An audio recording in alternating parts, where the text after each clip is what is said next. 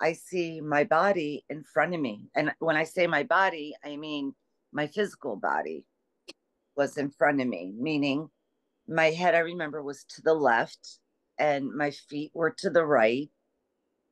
But my soul, my conscious, and my awareness was where I was within spirit.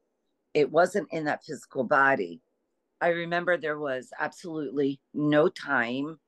There were no walls, no floors, no ceilings, no windows. There was nothing but perfection at its best. I could see infinity in front of me, meaning if you're looking at light years and light years and light years away, that was what was in front of me.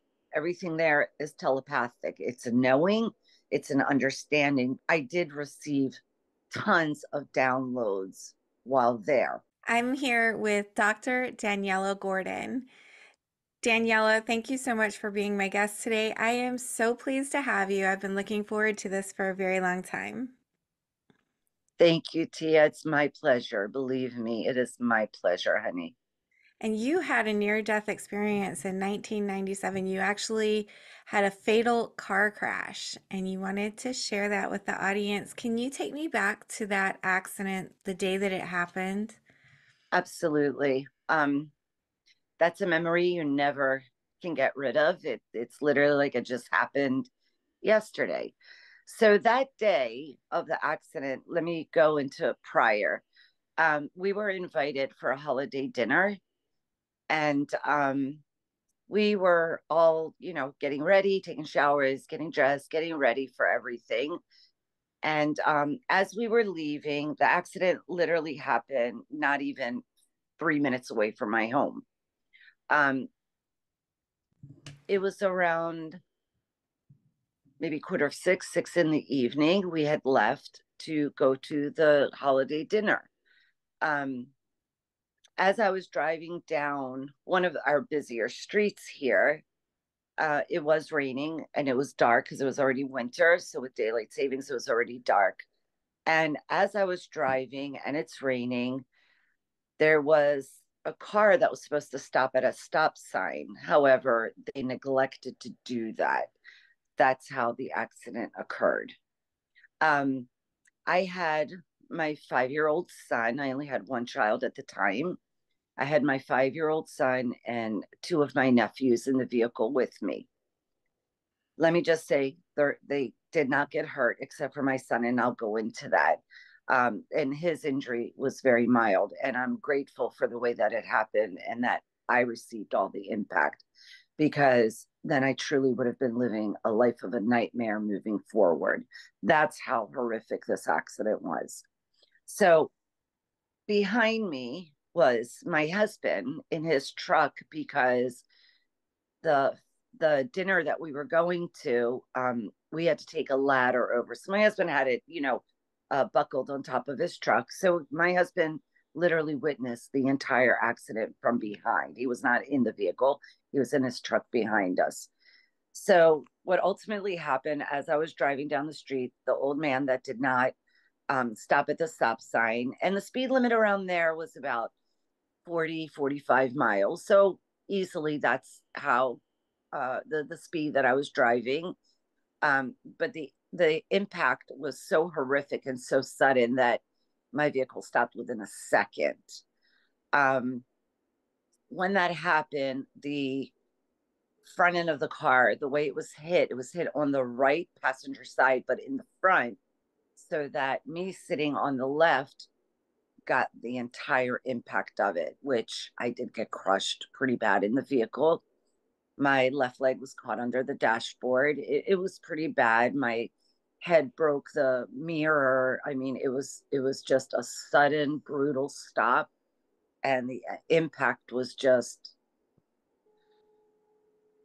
horrible, horrible. Um, when I was hit, I realized I couldn't breathe. I could not, for the life of me, as hard as I tried, I could not get any oxygen into my lungs. I just could not do it. Um, After that had happened, my husband did get out of his truck. He walked over to my side of the car. When he saw our son, he noticed he had blood under his nose. So he ran right over to him. My husband was not aware that I couldn't breathe yet. As he was walking around to my son, which he did the exact thing that I would have wanted him to do, and he did the right thing because he's a baby. He's little. And I had no blood on me. He could see that. It was all internal. And as he was walking around the front and I'm realizing I'm fading here, I started beeping my horn vigorously to let somebody know that I couldn't breathe anymore. After that happened, my understanding later was that 911 calls were going in. They were inundated, that the 911 operator even said something to a couple that stopped to help me, to help us, that this was the most amount of calls they received, indicating how severe it was. So within no time, the ambulance came and everybody else, the police and all. When I couldn't breathe, things kind of moved really quick here.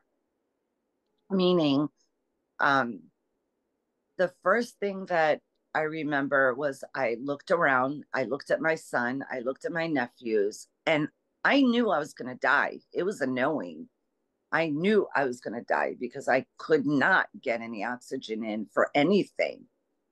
And then immediately after that, I had a complete life review. Flash in front of me, Tia, that literally seemed like it happened in split seconds, but it was a full review. After seeing that, before crossing over, I had every worry in the world that any mother would have.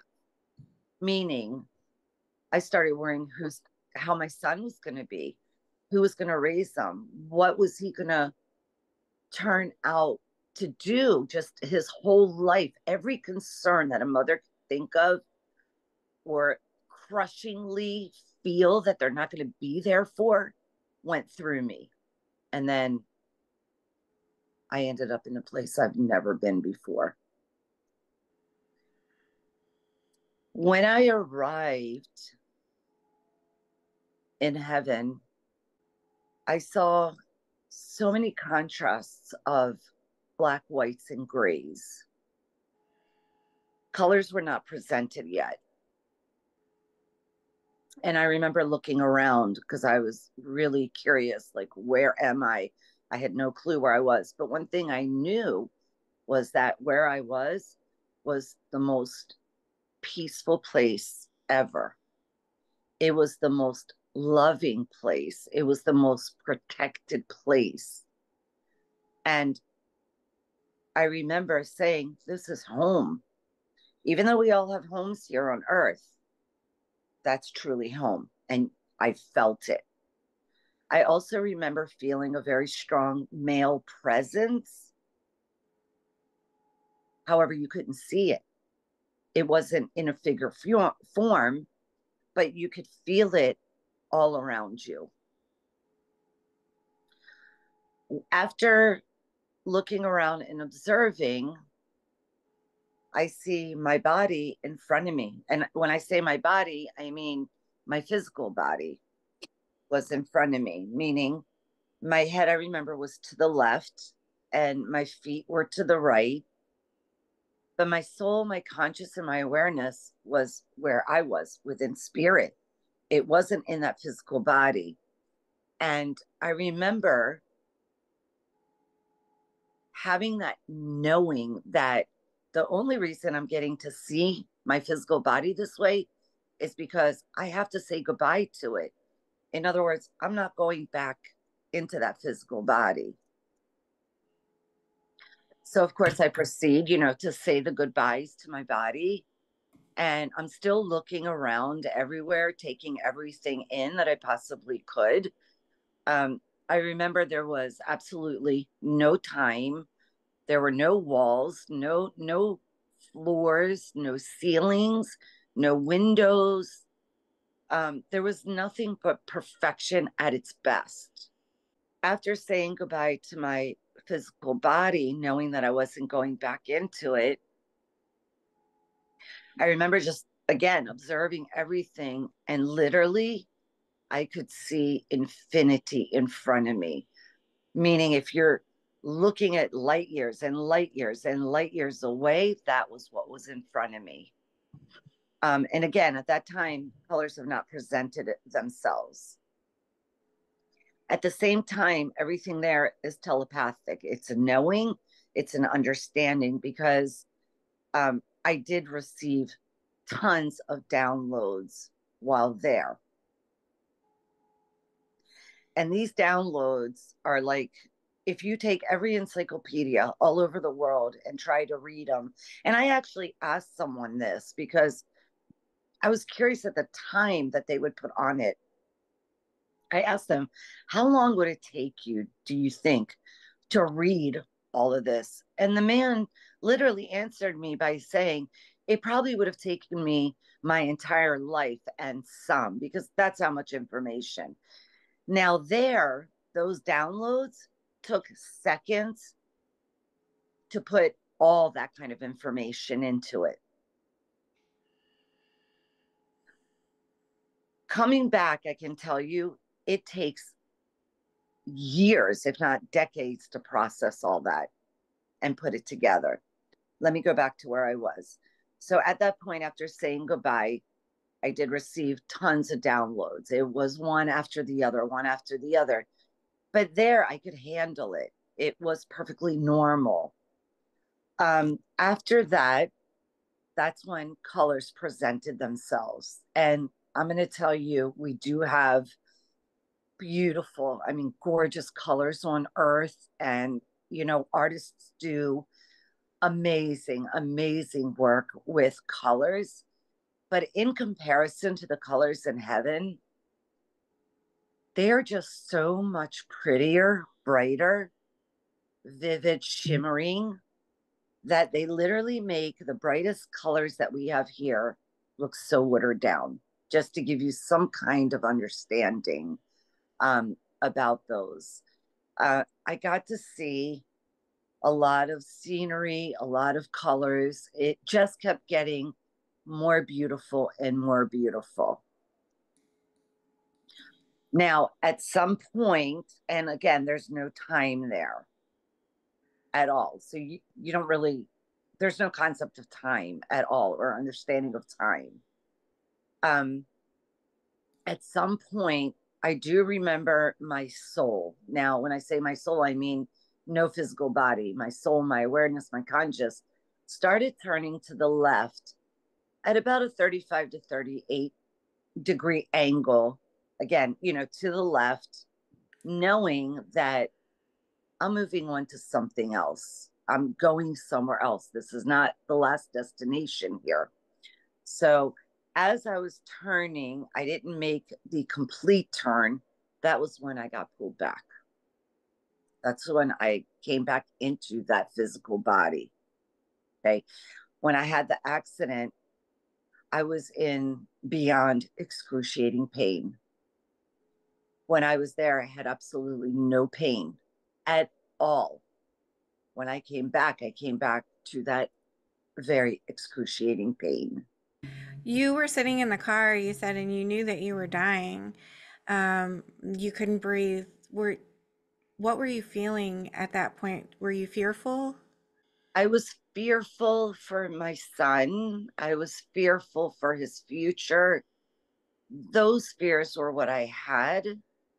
Um, I knew I was going to die, and I really felt so saddened that my time here was going to be taken at such a young point. I was only in my late 20s when it happened, and my son was only 5. The one feeling that I can tell you I definitely had that was so gut-wrenching was having to leave my son and my loved ones. And I knew I was. It was a knowing. You just know. And that was the most saddening experience through the entire experience. That was, I wasn't scared. I was more just felt so like I'm losing everything that means everything to me. Yes, I can't even imagine, nor do I want to imagine what that would have felt like. And then you actually had to say goodbye to your own physical body.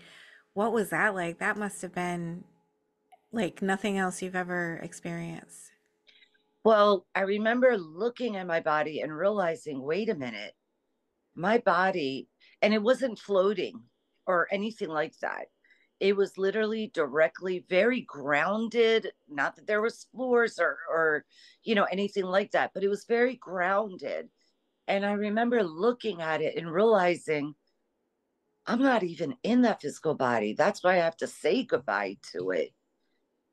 So that was very acceptable there. It was very peaceful. It was very natural.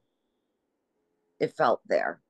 So it was like as soon as you left your body, everything kind of fell away, the fear and the pain and everything else. Everything. I didn't even have knowledge that I had kids there or any family members or anything like that.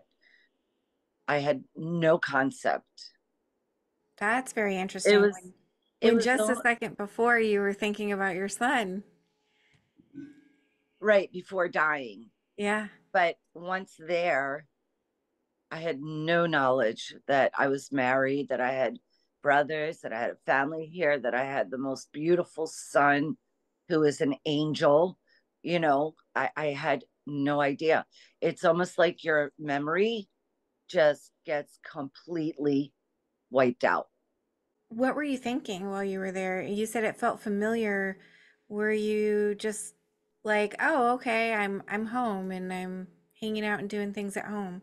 Yeah, so it was definitely home. I have, even until today, no questions about it. It's definitely home. What's interesting is that prior to my experience, I never really thought about reincarnation. I never really believed it one way or another. I really had no reason to challenge it either. But after that experience, I knew that we definitely reincarnate. Um, I didn't feel sad leaving my physical body more than I realized that's not part of me anymore. And my soul and my awareness and my conscious, that's what made me. That's who I am, no matter where I am or where I go. Um, I was very curious there. And I'm curious by nature because I do love to learn. So I do remember I was trying to take in everything. I was trying to observe everything. I was trying to see everything that I could. And there's a lot that's going on, plus taking in these downloads, right? So I didn't feel sad saying goodbye to my body. There, it felt like this is the natural process that we're supposed to do when we're here. It was a given, it was a knowing. And that's what I was explaining before. Everything there is a knowing, everything there is telepathic. There's no conversation like you and I are having, or that we have on a daily basis every day here on Earth. It's not like that at all. It's all telepathic. It's all a knowing. So where I was extremely comfortable, more than I've ever felt here on Earth. I was extremely comfortable. And I'm pretty comfortable here. What did it look like? Did it look like Earth besides the colors? Were there like mountains and streams and trees and things like that, or was it a completely different landscape? So interesting that you asked that, because the landscape for me was more about knowledge. There were different and this I'll go into my books because they kind of go hand in hand with the downloads, and it really would take me a couple of books to get all this out. Um, but I will say that for me, I saw some really interesting things that I still wonder what did they mean, right? Because you're always processing what happened. That's how much is there also. So I'm constantly processing. I remember seeing quite a few different things. For example, diagrams. I remember seeing different signs. Um, the scenery was beautiful. There's absolutely, again, I can't say enough. Everything is perfect there. Uh, Weather wise, there is no weather. There's no rain. There's no cold. Everything is perfect. It's the most comfortable place ever. Um, I got to see a lot of vibrant colors. What I was explaining about the colors and things like that. And as I looked around, of course, when the colors started presenting themselves, then I started seeing a lot of different things there, past that black, gray, and white area. I did get to see a lot there. I did not see grass, waterfalls, or that gate that some get to see. I did not get to see that, but everything was beautiful and connected You felt a male presence. all the time. Did you ever get to see who the male presence was? No, I never got to see that. But what was interesting, and I want to share this too, that when I was in heaven, I'm one of the few souls that have had a near death experience that actually got to look down into earth. And I was able to see every city, every state, every country, every culture, the souls that filled those vicinities. I got to see how every single soul is connected. I got to see how every soul had their purpose, regardless if it was good, bad, or indifferent. They all had their purpose. Um, and it was very interesting because looking down from heaven to earth, earth looks this small in the relativity of the infinity there. Earth was so minimally small. So it was like you were in kind of like space and then looking down on Earth. Exactly. Exactly. Um, and Earth was exactly as I left it here and came back to, and as it is now. Um, Everything from buildings to mountains to grass to oceans to the little streams. I mean, I got to see everything there on Earth from here. But the takeaway from that was how connected everything truly is. And I mean, every single soul and everything on earth is all connected to each other. How long did it feel like you were there? I have no idea. It was timeless. I have no idea. That's how time is just not part of being there. There's no time. So you really, I couldn't say how long I was there or how much time each thing took or any of that. It just is there and you process it. Did you remember what had just happened that you went to this other place right away? No, not right away. What I do remember was, fading in and out a couple times. And I remember my first words were actually in the ambulance telling the paramedic, I cannot breathe. And the paramedic kept talking to me, kept reassuring me the fact that you're talking, you're getting some oxygen in. And he kept coaching me, stay with me, Daniella, keep talking to me, keep, trying to keep me here, like stabilized here. I had some fading in and out, but finally, the ambulance did get me to the trauma unit. My son ended up going to the emergency room in the same hospital. When I got to the trauma unit, I remember them wheeling me in, and the first doctor that had contact with me literally just came over to me and started to push my chest down slowly. And it was excruciatingly painful and sent me to a room. In that room, there were so many doctors and nurses literally checking every single part of my body. I remember them cutting all my clothes off.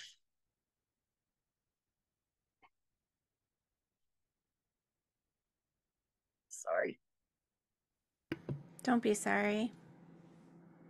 Take your time. Going back to it is always, it's beautiful, but yet it's still impactful, and it's still the situation, that occurred. But I remember they did cut all my clothes off. They were checking every single part of my body. I was kind of fading in and out. Um, I know my husband, and I only know this later, not while it's happening.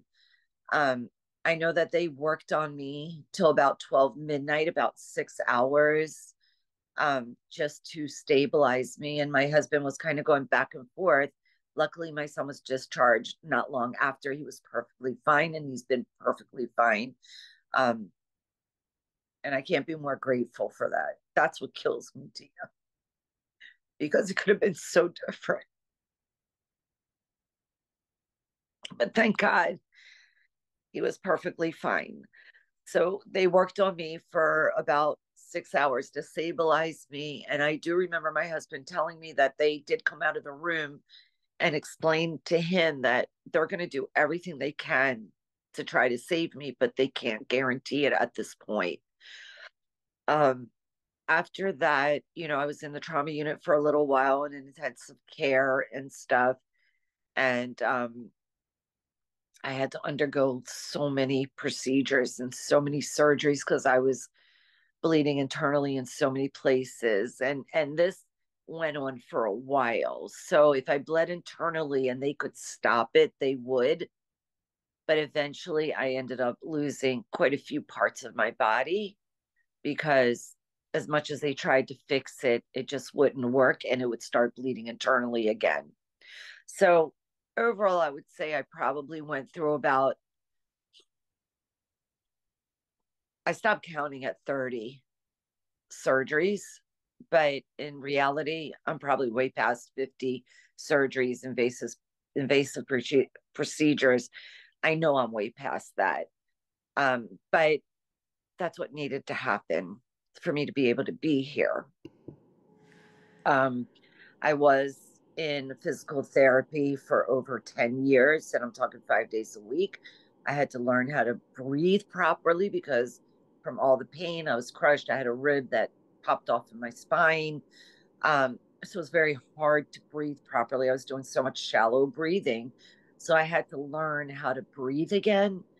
I had to learn, how to walk right, just use all my extremities. So I was in therapy for over 10 years at least, intense physical therapy. I also had to go through a lot of aqua therapy, water therapy. I had to use a wheelchair off and on. I had to use a cane. And this is through many different procedures. Um, and processing that whole ordeal took me probably a good full decade, if not longer, of what happened. Once, and I can't say once everything is over because it's never over for me. I still have nerves that have been damaged. And when they grow in, they're really painful. They affect my walking. So I do still have to go in every year to 3 years to have that nerve burned, to have those nerves burned, in order to keep going. So it's never a done healing process because there's always something, that still stemmed from it. At what point did your memories of the other side come back to you?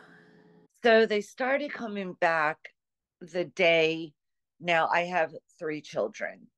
When my middle son was born, and he's 26, when my middle son was born, it was the night that he came out of the NICU that everything started happening. And I started going back to, these memories and things that occurred. But I still do that now because that's how much information, that's how many different things I saw.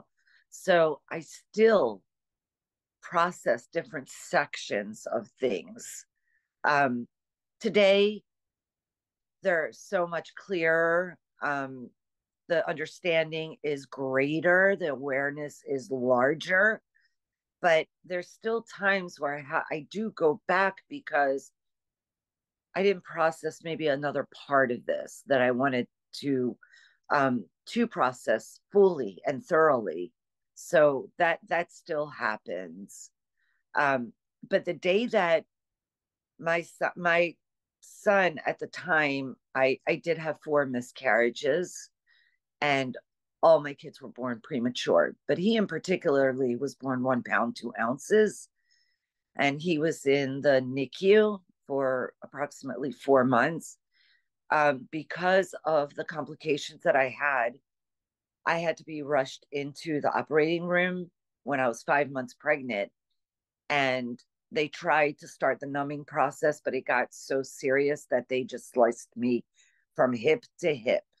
I can't even remember how many staples I had. It was that bad.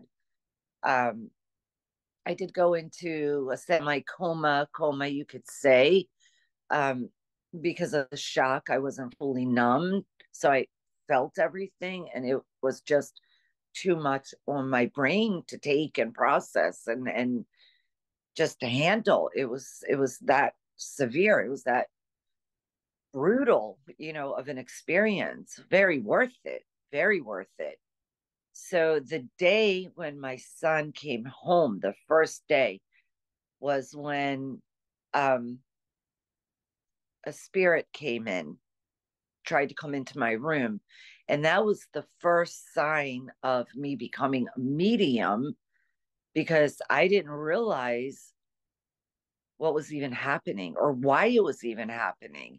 And it wasn't until I actually spoke with spiritual leaders that explained to me that when I died and I got, and I came back, I never shut that door. So that channel is always open.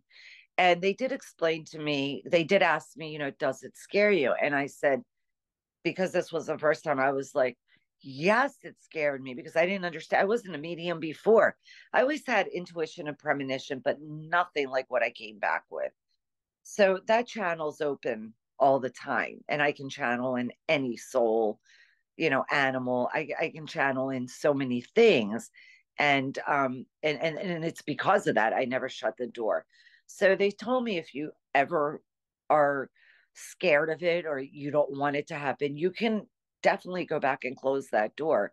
I chose not to because of the benefits, of helping so many other souls through that here on earth. And you have been doing a lot to help others. Tell me about how this has changed your life. You were doing something to help others before this happened, but it's completely changed to what you're doing now. Absolutely. So when I went to college, I studied developmental psychology. I have a great love for children. Um, and I wanted to learn about all their developmental phases, but basically it was, all psychology. After that, I decided to go into radiology. So I did practice radiology for a while, and I loved what I was doing. I basically worked in the operating room, in the critical care, in emergency care, intensive care, everything that dealt with trauma. It was just my thing. I loved working with trauma. I was strong enough to work with very severe trauma things. So I loved what I was doing. I love that I could help people at their worst times, right? And where they really needed a lot of help. And I really enjoyed that. And that was my purpose then. After the accident, coming back, I came back, Tia, with so many gifts: mediumship, which we were just talking about, medical intuition to a level of really helping people. And I don't like calling them people, I like calling them souls, literally helping souls all over the world. So I came back with the gift of being a medium. I came back with the gift of getting visuals and medical intuition. I can also scan with my hands and get visuals. I came back with so many profound gifts. Another one is in my dreams at night. And this is something I've never talked about because it's been happening so much more. And I didn't understand it then when it started happening, but I do now. In my dreams, it's almost like a continuation of when I died, and I get so many more messages, and I get to see so many more things, and I get to see how things work, and I get to be in different places, but it's so informative and educational that it's very profound. Um, so a lot of these gifts work hand in hand. I get to see energy, I get to feel it. Um, I vibrate at such a level that when I go to bed at night, for example, my complete body is literally vibrating. And I'll throw like two blankets on me just to feel grounded because I feel like I'm going to float. So it's like I've had so many different experiences, but the main gifts are the mediumship, the medical intuition, the scanning, and just knowing things, reading minds, interpreting dreams. I've been able to enter other people's dreams when they want interpretation, and I'm physically able to see it and be in it with them as they're trying to get information in regards to what they mean. I also took it upon myself because of the way I can see and move energy.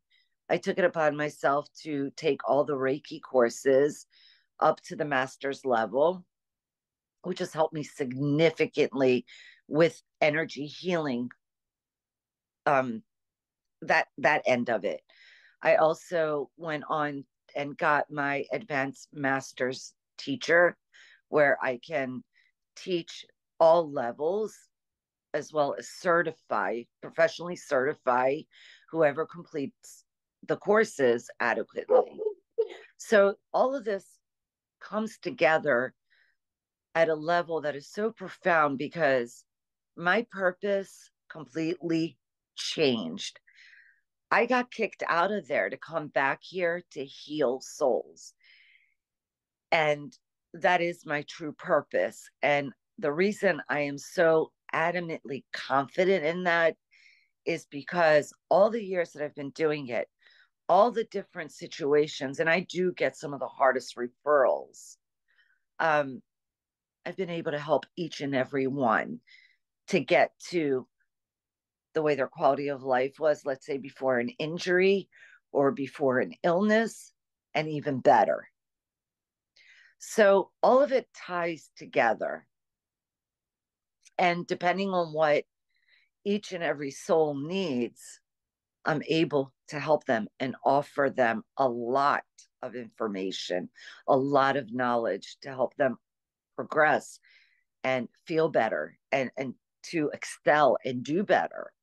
So it does kind of all tie together, but I've never been as comfortable in my physical body as I am in the past years doing this. And that's why I say I'm so adamantly confident about it, because it's just the right thing, that I never feel like I'm working. I always feel peaceful. It's just so profoundly perfect. It's like you've stepped into your place, what you were meant to be. Yeah. So, and I think about this a lot, Tia, because even though the psychology and the radiology was my purpose at that time, it still plays a role in everything I do because let's say I'm doing medical intuition and I'm scanning, for example. I know every single part of the body.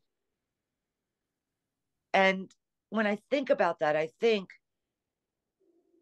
even though I thought that was my complete, purpose, it really ties into everything that I'm doing. Now, when I think about the radiology and knowing every part of the body and the physiology, the anatomy, the biology, all that. I mean, it was very intense learning all this, and it takes time to learn all this and practice with it, and you learn a lot.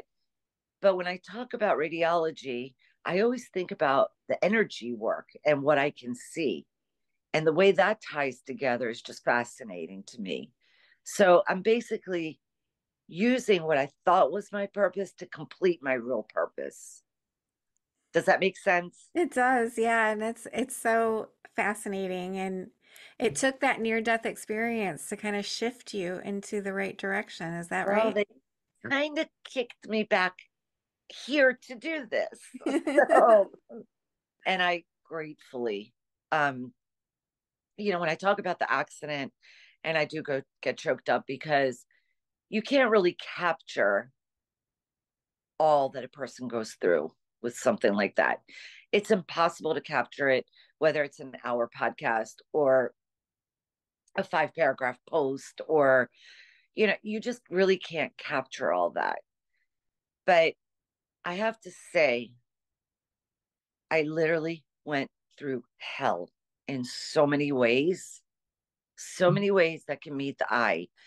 But I will say this, I am grateful for each and every part of it. I'm grateful for everything that I went through.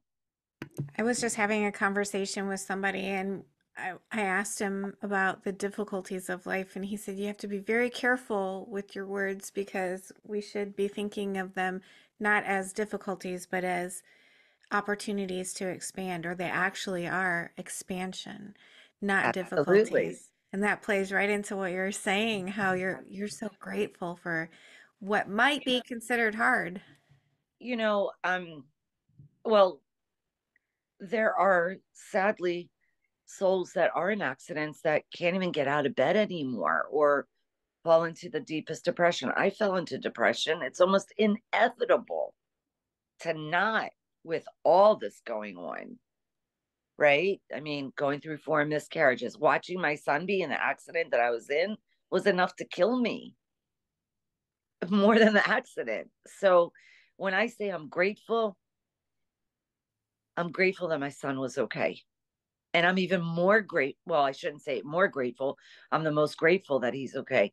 But I'm even more grateful that the impact affected me, that I took all that I had to endure all that I had to go through all that and not my child. So I walk away extremely grateful. All the gifts that I have are like the icing on the cake here, because they are gifts. They're profound.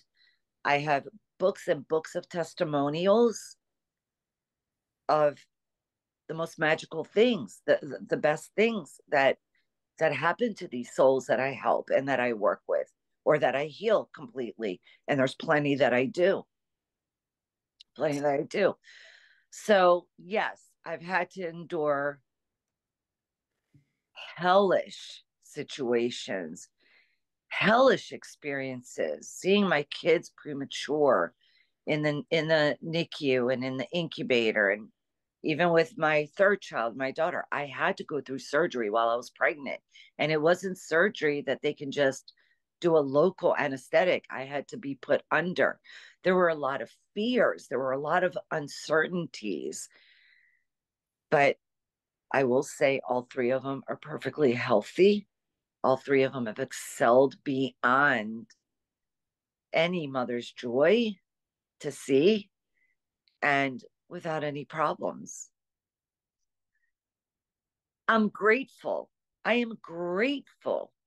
And I guess I was chosen to go through this because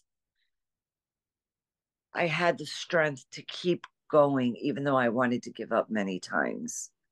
I kept going. And the reason I kept going is because now I had 3 sets of eyes watching me, and they're my kids. And I never wanted them to witness giving up or witness not fighting for your life, and to keep going and do the best that you can. And that's what really inspired me to get my doctorate degree. And my doctorate degree is in like in holistic life counseling. So I deal with all kinds of, I don't deal with any medication stuff or anything like that. I deal strictly on the holistic level, on the natural level. And the beauty is today's society prefer that over anything. And I'm very effective in what I do. And the testimonials and my clients speak for themselves. I never advertise, and I'm always busy, strictly by word of mouth. So, for the reason that this happened, I have to sum it up that I am in my purpose. I am comfortable with what I'm doing. I've never been happier. And my biggest joy is getting others there, getting others to realize they can get there. They just don't know how. And I could provide that for them. I could help them with that. I also do a lot of mentoring. I work with tons of mediums that are unsure of certain things or need help, or, energy healers or healers in general. I mentor a lot of souls, and they become better and better at what they do, which is so rewarding because that's letting me know other souls are going to get healed through them as well.